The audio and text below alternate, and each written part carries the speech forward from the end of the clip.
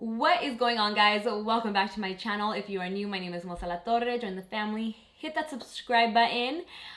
Today we are doing something different. I am challenging myself to create an all matte look, and even though it's matte, I wanted the skin to still be fresh and matte, which sounds contradicting because when I hear the words matte, I think dry, and that is not the case with today's look.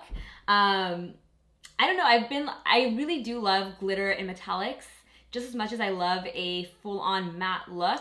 There's definitely like a cozy fall winter vibe to all matte looks, and that is what I did today. Absolutely no highlighter. This is all a natural glow. So like I said, it is all matte, but the skin still feels and looks fresh.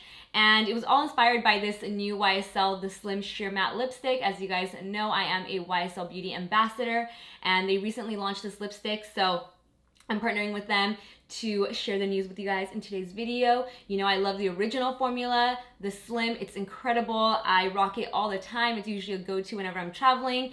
And I love this new formula that is a little, it's hard to explain. It just looks really soft and powder-like, and it gives me like an effortless feeling. I don't know how they did it. It's incredible. We're gonna use it in today's video. So if you're interested, just keep on watching. I feel like I wouldn't be a true and loyal YSL ambassador if I didn't use one of my favorite YSL foundations, the All Hours foundation. It's one of my tried and true long-wearing foundations, and it does have a natural matte finish, which is great for this look. So normally I would be shade BD40. I have no clue what happened to that bottle during this move, so I'm mixing the shades BD30 and BD45, but just know if I were to use one shade, it would be BD40. And I'm gonna apply it with a brush first, just to get more of a sheer finish, and then I'm gonna blend it out with my sponge.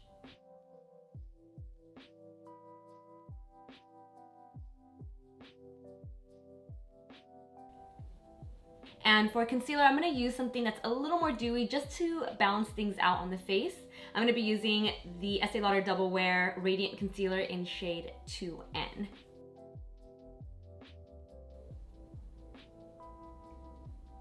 I want to show you guys a little trick that I like to do with lipstick to always ensure that the lip and the cheek match, and that is using my lipstick as cheek color.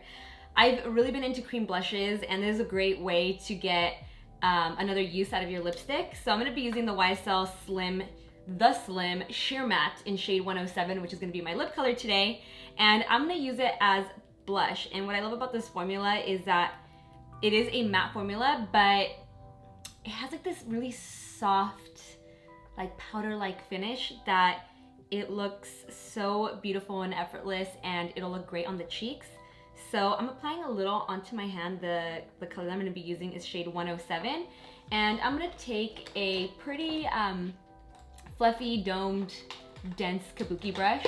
I'm gonna use this Smashbox Blurring Foundation brush. I'm gonna pick up the lipstick and pat it onto the cheeks. And I like to do this before setting with powder because it's gonna blend a lot easier versus trying to do this over powder. You can do it over powder, it's just a little more difficult, and I wanna make things easy for you guys. So I'll apply it now and then lightly dust over it with a translucent powder. But whenever I do this technique, it tends to stay on pretty well. You don't really have to set it, you don't have to pack on the powder, but look at how pretty that looks as a blush. Okay, and after that, I'm just gonna set with my COVERFX Perfect Setting Powder. Pretty much just where I crease, like the under eyes, even though this concealer doesn't really crease on me. And anywhere else where I just wanna mattify the skin, and not going in too heavy with the powder today.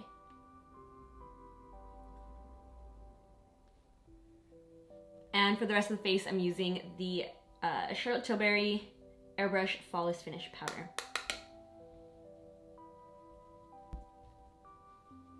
You guys notice I didn't set the high points of the cheeks because I am gonna try to keep it like that. I'm not going to go in with a physical highlighter. I want the skin to look fresh without having to add highlighter. That is the trick in today's video. We'll see if we can keep it like this. So now I'm gonna go in with bronzer. I really liked this bronzer from my last New and Beauty video. It's the Pure Bronzing Act Matte Bronzer in Light. And I'm just gonna go ahead and bronze up the skin. The reason I set with powder before going in with more powders and not the blush is because everything else tends to stick to a sticky surface like wet foundation, whereas this cream blush or the lipstick, I wanted it to blend out with the foundation, whereas it can get a little choppy over powder. So that's why I set the rest of the face minus this area with powder so that the bronzer blends out nicely. So let's just bronze things up. And I essentially contour and bronze at the same time with bronzing powders. I wish I was a cream contour kind of girl, but I'm not really, only for certain occasions.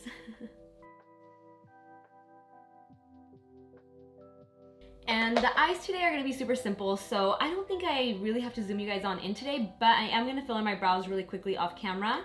I'm just gonna do them the way I normally do, so BRB. For the eyes, I wanna create a really soft wing, like not a black, so it's not super harsh, but I still want to contour the eyes because if not, it can look really bare if you don't add anything there. And I want to stick with something that's not cool toned, just a little more muted. So I'm using this PIXI Eye Reflection Shadow Palette in, I think it's called Natural Beauty. I just really like these tones. And I think what I'm gonna do is toss this one into the crease before going in with a brown liner. So I'm gonna use that same brush I was using on my nose into the crease. See how it's creating a natural shadow, but it's not too obvious, just so that the eye looks defined, because again, if not, like, do you see the difference between this and this? It can just look really flat. So you don't necessarily need an eyeshadow for this. You can use a contouring powder, just something to define the crease. And this color right here in this palette is perfect for this. I'm also gonna add a small amount to the lower lash line.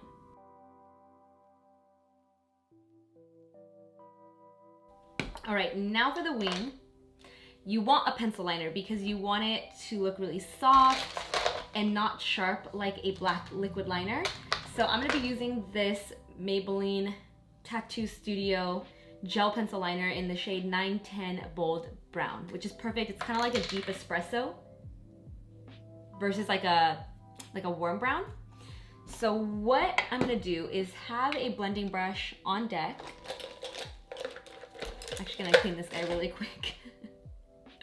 Have a small blending brush on deck. This one is from Real Techniques, as well as, it's just called the shading brush, as well as an angled eyeliner brush. This is a 333 from LH Cosmetics, because these liners tend to set pretty quickly, so you want to be able to blend them out before they set to get that really soft effect. So what I'm gonna do is apply the pencil right here,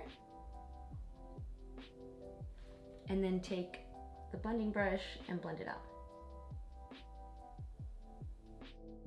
And see how soft that looks? I'm also gonna add to the lower lash line, right here.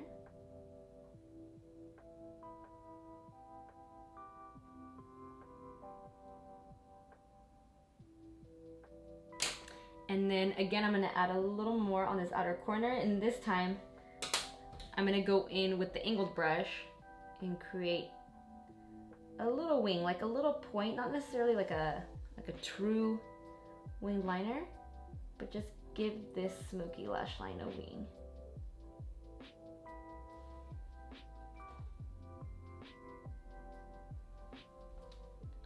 Yes, I love when it comes out good the first time. Okay, the only other thing I'm gonna do is tightline the waterline. And for the lower waterline, I'm only gonna add liner where there's liner on the lower lash line, and I'm gonna completely tightline the upper lash line.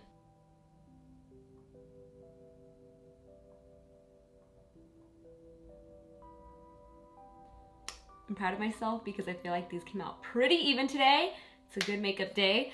And to keep this effortless, I was gonna add lashes, false lashes or individual lashes, but instead I'm just gonna go in with a very thick volumizing mascara. I'm gonna be using the Milk Makeup KUSH mascara. I feel like this one really does amp up my lashes, and if it was a black eyeliner, I would definitely go with a false lash, because if not, I feel like my lashes don't really show through black winged liner. But because this is a little more muted, I feel like a black mascara that's super volumizing and thickening will work great. So I'm gonna go ahead and layer this on. And this look is pretty quick and easy.